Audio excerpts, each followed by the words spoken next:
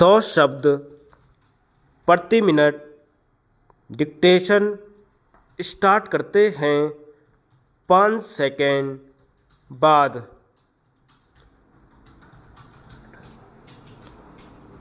श्रीमान, हमारा यह दृढ़ विश्वास है कि हमारे देश के लोग पूरी तरह से अमन पसंद हैं और वह किसी प्रकार का दंगा नहीं चाहते।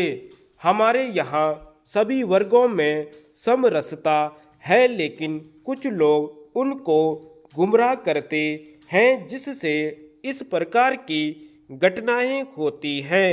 इसलिए यह सरकार का काम है कि लोगों के आपसी प्रेम को बनाए रखने के लिए निरंतर प्रयास करे और उसकी यह कटिबद्धता रहे कि दंगा फसाद नहीं होने देंगे। ऐसे में किसकी हिम्मत है कि दंगा फसाद मचाए? यह सीधे सीधे आपकी सरकार पर आरोप है। आपके माध्यम से मैं कहना चाहता हूं कि वहां इतने बड़े पैमाने पर दंगे हुए, वह उस समय हुए जब सरकार चुनाव में जा रही थी। सरकार और लोकप्रिय हो गई थी। वहां के मुख्यमंत्री बिल्कुल अक्षम होते जा रहे थे। उन्हें अंतिम समय में कुर्सी सौंपी गई थी। उन्होंने केवल यह ट्रेनिंग ली थी कि किस तरह राजसत्ता में वापस आना है। उन्होंने अपने हुनर का उपयोग किया और सत्ता में आ गए। वहाँ चाहे हजारों लोगों की जानें चली गई, करोड़ों रुपए की संपत्ति चली गईं, बच्चों को मार दिया गया, फिर भी आप सत्ता में आ गए और वहाँ पर कायम हैं। जब मंडल कानून लागू हो रहा था तब आपके नेता प्लान करके कौमंडल लेकर निकल गए, सत्ता में चले आए, पूरे देश में उन्माद फैला दिया। हमारे मित्र ने ठीक कहा कि आपकी रथ यात्रा के बाद जितनी हत्याएं हुई हैं वह अपनी आप में रिकॉर्ड है। इसमें कुछ कहने की जरूरत नहीं है कि उसी समय से पूरा देश सांप्रदायिक दंगों की आग में झुलस रहा था। इसमें सबसे बड़ा कंट्रीब्यूशन आपकी पार्टी का है। गुजरात सरकार को लेकर जो आशंकाएं हैं वे आशंकाएं केवल हम लोगों को नहीं हैं, उन पर न्यायालय को भी विश्वास नहीं है। सुप्रीम कोर्ट ने भी इनके खिलाफ वर्डिक्ट दिया है। मैं रेल मंत्री जी को धन्यवाद देना चाहता हूं कि उन्होंने इस मामले में दूध का दूध और पानी का पानी करने का काम किया।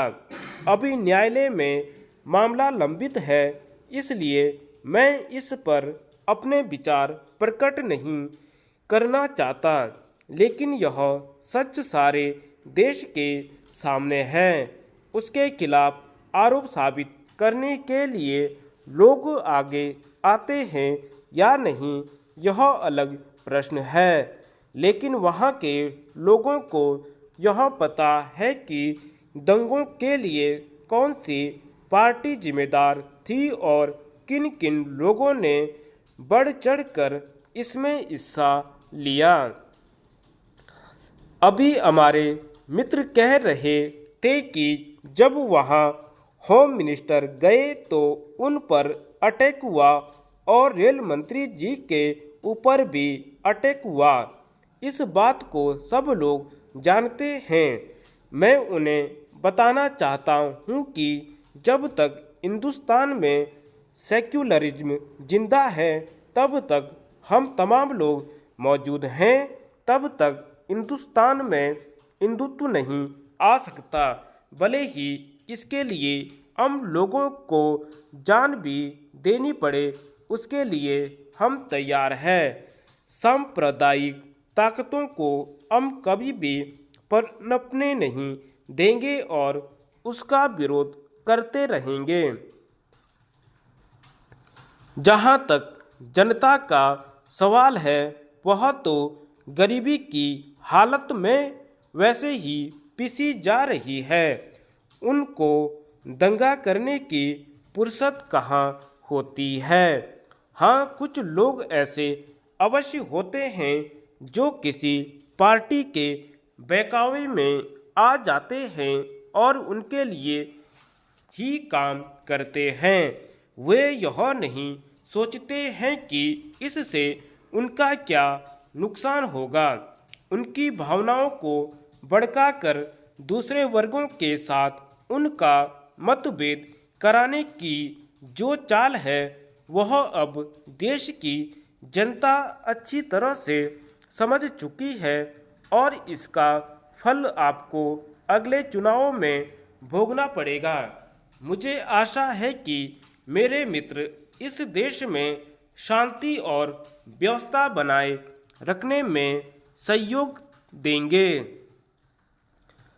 मैं अंत में एक निवेदन करना चाहता हूं कि सरकार को सख्त से सख्त कार्रवाई करनी चाहिए और जो दोषी व्यक्ति हो, ऐसे कामों में लिप्त हो, उन्हें और दंगा फसाद नहीं करने देना चाहिए।